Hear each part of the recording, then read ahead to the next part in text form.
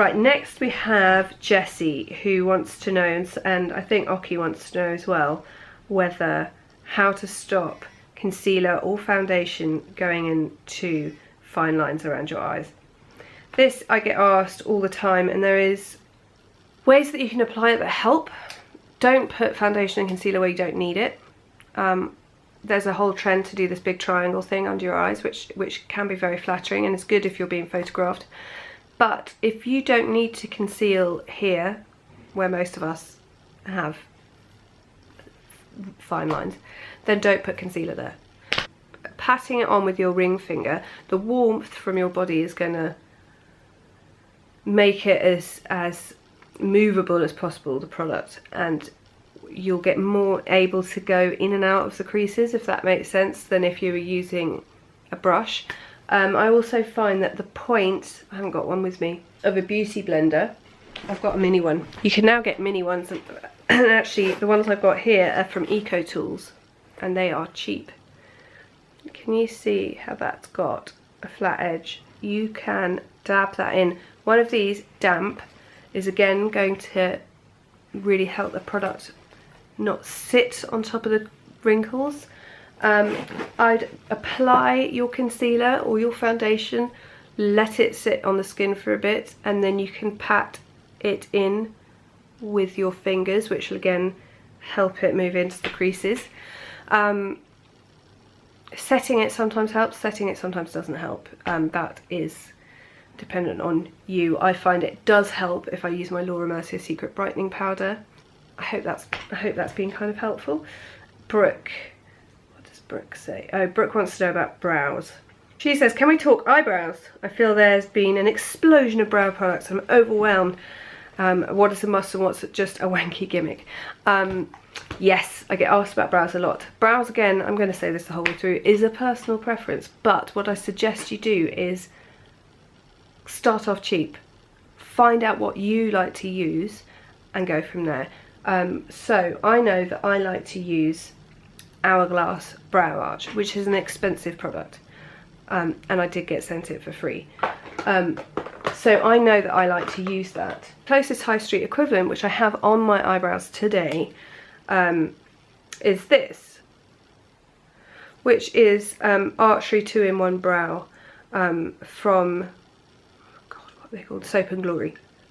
And they have that kind of angled crayon on one end, and then they have this gel thing on the other end. And I mean, I think it's a tenner, which isn't the cheapest brow product ever, but they do another one here. So I like this one because I like the angle brush. I just sort of put it into my eyebrows, comb over with a bit of the gel. If you find the gel annoying, you can comb it through with a spoolie or not use it at all. Or you might prefer a little pencil like this, which again is a Soap and Glory one. And then they've got a felt tip on the other end. Felt tips are too much for me, don't like a felt tip. If I'm working on a client, quite often I will use this palette to do eyebrows. Mostly these two. So an ashy, can you see again, like we were talking about with the contour, not orange. You don't often have any red in your eyebrows. So an ashy undertone is good.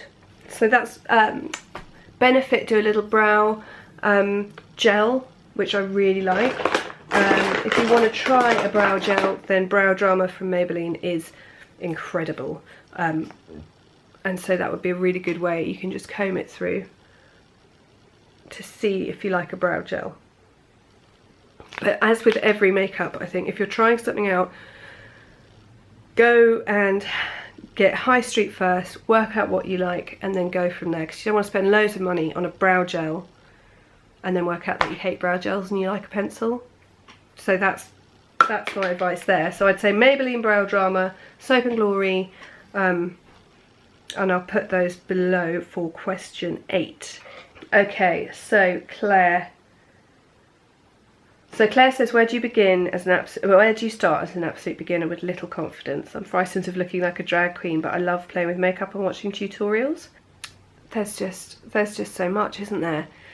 I'd say a nice tinted moisturiser. I'm going to always recommend the Origins, unless you are olive skinned or darker, then the Origins is lovely. Sleek Makeup also do a very nice CC cream, and they've got a very good range of skin tones available.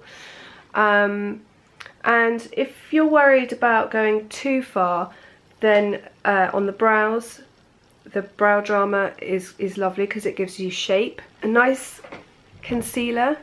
If you don't want to wear a tinted moisturiser, then a nice, you know, good moisturiser of the face and some concealer patted in where you need it. And I've mentioned the concealer that I like from the high street, or if I was only going to do that and I wasn't going to have, I would get the Clarins Instant Concealer. Because I'd be saving money on my tinted moisturiser. I don't think you need a setting powder unless you've got particularly oily skin. I would go and have a look at these quads. Which is the Bourjois Smoky Stories, because they're just really pretty wearable colours and they're quite easy to blend, so you're not going to look too scary. And you can use this dark brown as an eyeliner if you want to wear an eyeliner. And actually, an eyeliner that I'm really liking at the moment is the Bold eyeliner from H&M.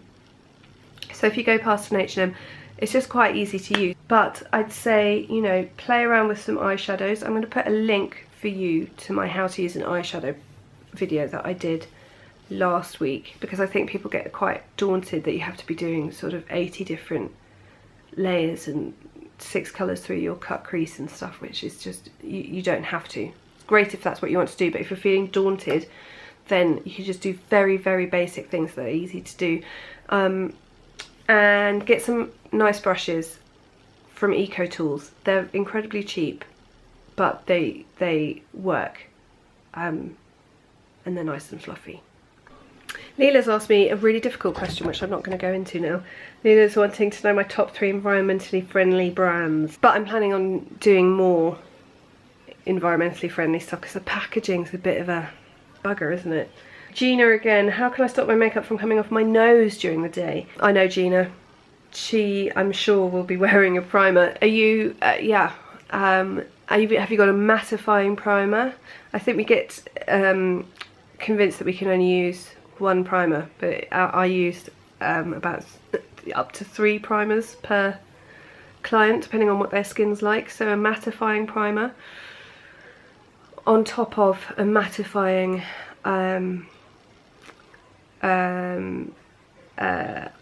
moisturiser. Alcone do a thing called anti-shine, which is incredible, and you can put it on under or over makeup and you can just sort of pat it on and it takes shine away. I know that you set with a powder. Do you use blotting papers? Because I think they're quite good. I think if you prime, well, use a blotting paper, prime, foundation, blotting paper, foundation, setting spray. I don't know, I need to get my hands on your face, Gina, because I don't get enough oily skin. Bex has said, product to try and attack my nose before it turns into a dot to dot page. She's got a lifelong battle with blackheads. So I need to know if this is caused by oily skin, or if it's caused by dehydrated skin, which can, when the skin tightens, it can tighten over dirt and grime and stuff. So the most important thing, I think, is to make sure skin's clean. Use a really good cleanser, and make sure, and I mean I would think that using maybe an AHA toner, Pixie Glow Tonic, the glycolic pads from Superdrug, will just make sure that the skin is, there's no, you know, it is sloughing off, there's no dead skin sort of sitting on the skin. But I mean, blackheads are kind of tricky because you can't really change the size of your pores. So I think just making sure that your skin's really clean and massaging your nose maybe when you're having a warm bath and you've got some time, I know you've got kids, just to make sure all the dirt is out, and making sure that, yeah, use an acid toner a couple of times a week. Even if you've got sensitive skin elsewhere, you can just use it on the nose area. And yeah, what moisturiser are you using? Hope that helps. Last question is from Izzy, who's one of my favourite people on Instagram, and she has asked me what is the best tinted moisturiser for teens. Now, do we all know what I'm going to say? I'm going to say, don't put anything on your lovely teenage skin, because it's lovely and teenage and beautiful.